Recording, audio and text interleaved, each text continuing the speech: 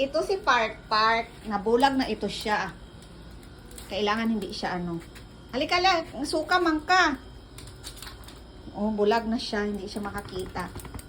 Kaya gentle lang pag ano sa kanya, pag hawa kasi magugulat siya kasi bulag na ito si Park.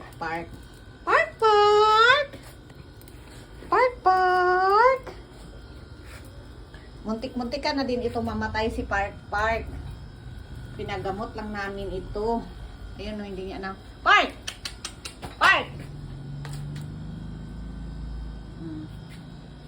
Muntik-muntikan na rin ito siyang mamatay. Ito yung tatay ni Meloy, si Park.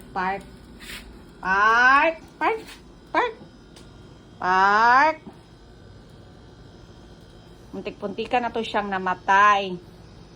Butot balat na lang ito siya noon. Buti na lang naagapan na paggamot namin.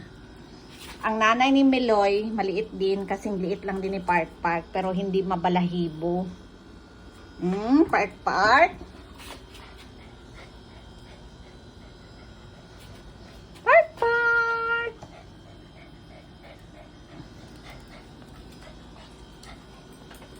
Dati, hindi ito siya nakakarga. Ngayon na nabulag na siya, nakakarga na siya.